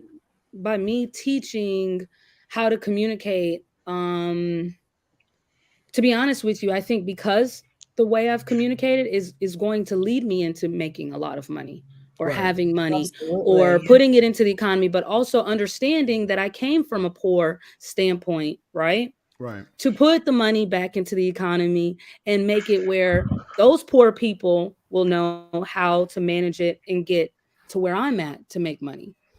So I mean, it's kind of confusing how I explained it, but the simple the simple thing from it is that I was poor, okay? right, And I still communicated well, but knowing how to use that communication and that language to get me to this point, which is called pragmatics, by the way. Pragmatics is how you Mhm. communicate, How the to. social skills. Hmm. So people just think it's only language is the sound, right? But no, there's more to it. No. I had to learn and get my master's in being able to teach people how to even use pragmatic skills, how to use language Mhm. and communicate it. But because I learned how to communicate it, and how to use my language to communicate, then it has given me the opportunity to have money. right. Absolutely. So there goes the economy part of it. It's solved. It's solved. There's too much of the population right now that doesn't even know how to use language in an effective way to put more money back into the economical system. Mm, Well, it was very interesting to me when we started off the conversation about incarceration, and then now we're ending it with communication. Hmm. And when you combine those two together, I mean, this is basically what saves the white population. Their ability to communicate well in the legal system, Mhm. which is what gives them the advantage over the It incarceration is. system. right, Look, like Empress said, right? Like Zanzi was saying, the thing is that we have a language tree that we learn, right? The science of language tree. And Mm. most of our language derives from the Latin or Rome language, right? Which, by the Some way, was either Arabic. Can I add? Oh, yes, Arabic is on. It's on it, but it's one of the smaller Yeah, yeah, branches. exactly. But True. also, you know what the biggest branch or the trunk of it is? Western European language, which is the standardized typical English that we use. Mhm. So Interesting. all of us, no matter where we're at, English has the most power, right? Right. And not only does English have the most power, but how we use English has the most power. Like Empress, Poetic Absolutely. Empress was saying, is that we have different dialects. Everyone has different dialects, but Mhm. how we communicate is all that same language, which is English. So you know what's Mhm. interesting Yeah. in Canada? Yeah. French is Yeah. the language that French. determines. French is the It's language very that strong. determines who the elite is, and for an Mm. interesting reason, right? For any job, But the the, secondary language that's being used is English, right? The no, no, well, primary, the secondary primary language. language that's being used is English. It's English. Oh, But okay. All right. Primary. Okay. for to get Okay. any managerial position Hmm. You in the must speak government, French. Be or to get bilingual. any position Bilingual, in right. the government, Bilingual. you Okay. have to be bilingual. So you Right. have But to speak French French. Yeah. bilingual. So Yes. Yeah. an Yeah. inordinate amount of politician in managerial position in the government of Canada comes from Quebec, Hmm. because Okay. But that's what's where the you've got seed? more. Oh, But Huh? interesting. what's the but I said what's the seed? What is the seed language, right? So that's really the strong force of what's pushing the economy actually is the English though, right? Absolutely right. Yeah, Okay. no, but So Mm. it that's an so to interesting. put this in retrospective, that science of language tree that I mentioned, so where all these things were derived from, on that tree, there is no AAE, African American English. It's Right. not even acknowledged. It's not even Mm. there at No, all, no. Exactly. right? Mhm. Mhm. So it's kind of funny though because it's extremely socially acceptable, right? When you walk into a room and you say, "What's up?" Right? And most white people are Everyone, using it yes, across the yeah, Wow. right. yes, yes, yes. Most Yeah. people, everyone, even French speaking people know what "What's up" My is, right? We yeah. can use Right. that. Hey, how are you Most doing? famous So Dorito commercial, what's up, yeah, right? exactly, Mm. exactly. So it's just funny how it's so socially strong and accepted, but we're not using or using that language as one of those branches of communication, Or right? economics. Or economics. Or economics. So that's my whole shift on it. Like you said, that important piece of it, Unless Black it's a Swan, is Dorito food. commercial. Yes, unless it's a Dorito commercial, but or if it's a music video, right? Which a lot of our population likes the music that's being put out, which is AAE. If I can throw out Mhm, something, just what you said, my children are, because we travel quite often, for the younger generations, especially let's say preteens to early teens, K-pop is very popular, mhm, and K-pop music uses a lot of, let's say, black language. They use Right. a mhm, lot of black speech, mhm. and The for stuff in them, Korean. it's yeah, Yeah. Korean K-pop, Yep, yes, yep. some Japanese music, but K-pop is much more popular. And what's interesting to me as I'm listening to it is that for them, it's so acceptable, it's so popular, it's so globally expansive. Right. Yet, if a black person used it, they would be considered ignorant. Right. See, and you just put the perfect parallel to Mm. that is why are we teaching society, the world, that AAE is accepted in a socialized manner, but we're not teaching AAE users that standard typical language and how we use English is not, we're not teaching these kids that.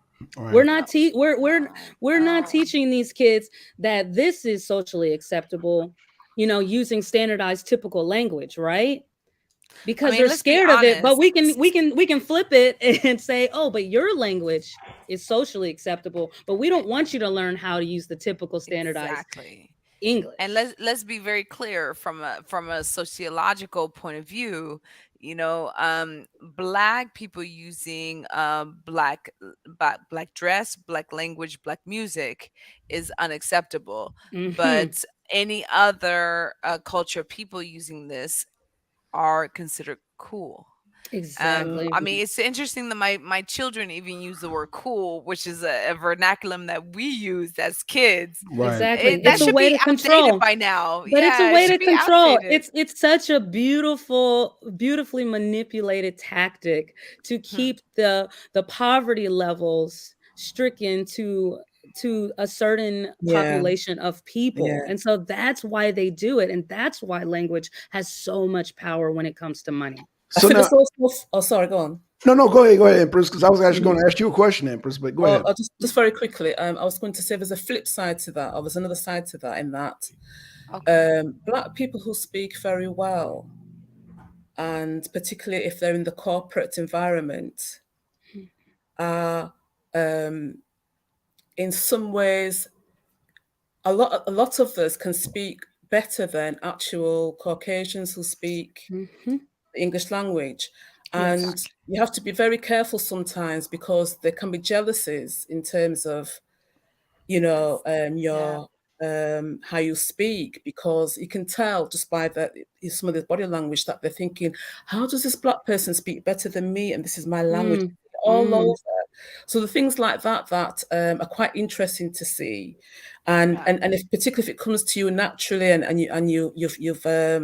you've developed as a person with your communication and your language, and it comes to Absolutely. you naturally into a certain extent, Depending on your it's environment, quite right? intriguing to a lot of them. Exactly. Yes, it's Right. absolutely. I find it fascinating to see, because when I go into some corporate environments around the world, I am sometimes not, I won't say shocked, but I'm really, I won't say disappointed with the language that comes out. Speaking Right. of the mm. language, I have to say, it's not English at all. Mm-hmm. It's I'm not saying it's not even professional. I just Slang. think that things are changing. Yeah, You'll see it. There's definitely it's true. something that's happening, and maybe with time we can discuss this further. But it's like very interesting to see. It really, when there's a black person who speaks very well, Yes. they're confident in how they come across, how they speak, they're not intimidated. It Boy, can you'll be see offensive. how you can see I hate to use the Mhm. word power, Yeah. It can Right. be but there's offensive. Yeah, something I've there that experienced.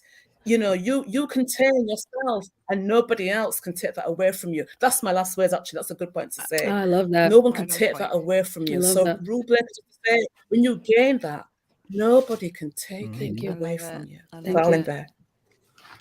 Thank you. Wow, that was good. Yeah. Well, Empress, I gotta ask because I know we were talking about different dialects of English that's not recognized here in the U.S. Is it similar in the UK? Because I was imagining maybe UK. I mean, it's the birth of the English language. Would it be?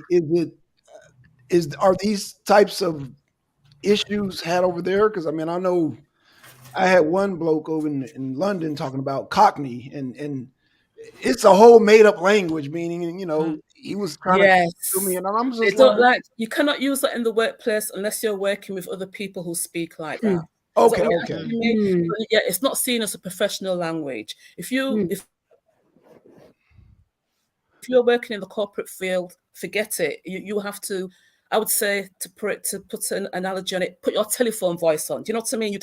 If you're right, working in right, the right. corporate field and if you're working with people who share the same dialect as you're not going to get away with it. And to be honest, like the Cockney Yeah, accent, because it's quite slang, yeah, it's seen as criminal. it's very grassroots, it's very sort of casual. It's not seen so much as professional. Right. There's a lot of actors who you've probably seen in America who have the Cockney Yeah, yeah. Well, accent, but no, it's not seen as like a standard accent to have if you're right, in the corporate field. If that's what you're right. asking me, no, it's not. No. Okay. Now, now let me ask this other question because I know this guy. I have two friends over there that were trying to impress me with the Cockney, and they were trying to tell me because here in Los Angeles we have a language called for shizzle dizzle. It was people call it a criminal language because they were trying to disguise it to get away from the police. Is that similar origin with Cockney? How they were trying to code things to get away from the police and all that. And Yes, that's an okay, old style. Yes, yeah, absolutely. Yeah. Like in the East End, yeah, they have, I mean, I don't know the phrases, but yeah, there's many words that they use, which were used to sort of like, as you said, escape from the police or, sort of like, it's their like Like code. underground yeah, yeah, language, so to code speak. Yes, language, Code, yeah, code. exactly. Yeah. Exactly. Yeah. Innuendos. Yeah. yeah, Yes. and shout out to my friend Dan. Yeah, he was really persistent on me learning Cockney because I mean, but we were kind of going back and forth about the British history Yeah. and the American history and the Yeah. gangster lifestyle and all that, and we I just mean, had that's a useful for them to learn, but uh-huh. that's not something you Right, would need to learn. Do you know what I mean? If you're in right, that environment and you're dealing with those kind of dealings, then yeah, that's probably going to right. save your life. Yeah, yeah, You know yeah, what I mean? But in terms of everyday life and you're being a decent, upstanding right. person, no, no. But I'm glad we but here's cleared what that up. I'm Yeah, saying, because don't forget, in old England, they had it was very lot of it was very underground gangster gangs yeah. against each other fighting. So they needed something, and is it still prevalent now? Probably in a different ways, in the street gangs in a different way, but. I wouldn't know so much about that because I'm not in that Right, right, sort of right, right, right. That's thing, you fine. know what I mean? That's fine. I'm not gonna. Right. Well, hey, Yeah, yeah. I want to Mhm. thank you, Empress, Nature Mom, Rule Breaker, Zanzi, and we almost Yes, coming up 2 hours, but man, let's do Yes. this again, y'all. Great Let's do show. this This again. is a Also, great also, show. could Yeah, I share my email in case yeah, anyone had questions or reached out or anything that would be helpful to me? absolutely. I am starting a campaign or a movement called I Am 1%. The slogan is "You are resilient, you are strong, you are equal." And so, I would just really love anything can that can help me in in that or in the communication center realm.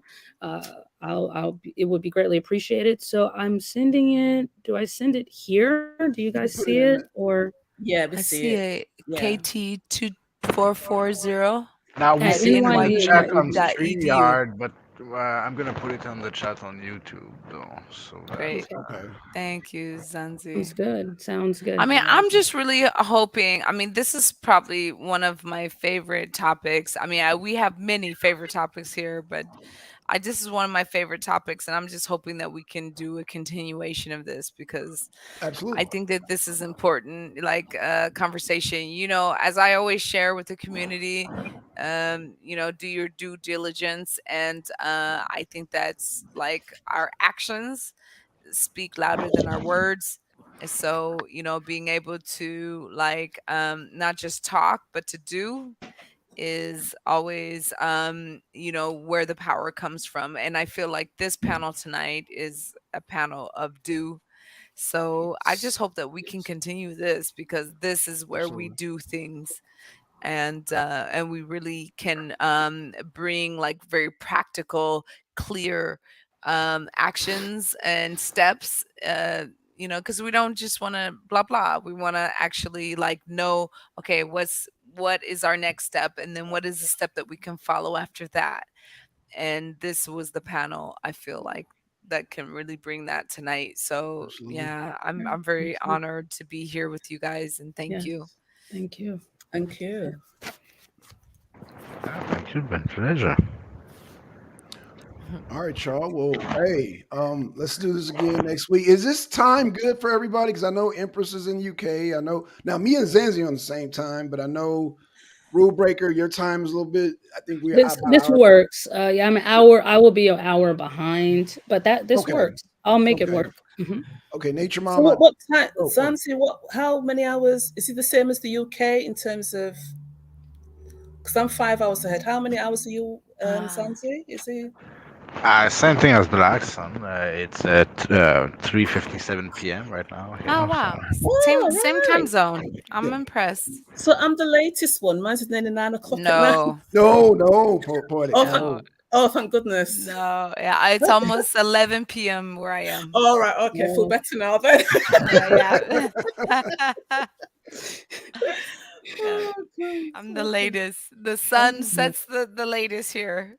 Yeah. But the weather's beautiful though. I Ah, do miss this. it's The getting oh my better, thank word. goodness. It's not Yeah. like 40 degrees every day, so it's Oh, I used to awesome. get used to loving that. I used to love that. Oh my words. You know, you'll get Yeah, used to it. It's hot it's though, yeah. great. I mean, honestly, especially after living in Eastern Europe, where by now the time zone is starting to get dark by afternoon. So I'm Right. very happy to not be in like, just after lunchtime and it's dark. Yes, yeah, of course. It's Yeah. fantastic. Yeah. But Well, enjoy the experience. I'm sure you'll have a lot to tell Yes. it's amazing here. I'm gonna be as honest time with you. goes Like on, but just tonight, make the just most of it and enjoy it. it was part of the reason why we had to like make sure that today happened at 2 versus noon because I just had some nice. Every day has been new meetings with new people and particularly meetings about business. And as I shared last week, there's a lot of stuff going on. We're working in technology, we're working in film, we're working in you know uh, communication, like rule breaker is saying. We're really trying to break the barriers because we have a completely open platform here in the East, and to be able to bring as many people from US, UK, from Canada, from all over the world to be a part of these conversations is really groundbreaking for GCC citizens. They're very excited about it. They're very happy about the projects that we're bringing forward here. So it's not just talk; it's action. So Yes. this is the best part, is to be able to like actually put this into fruition. Yes. Well, All right, take y'all. care, everyone. It's been nice Yes. talking to you. Yes. Thank you. Thank you. Thank you See y'all next guys. week. Peace. Yeah. All Bye. right, y'all. We out. Peace. Peace.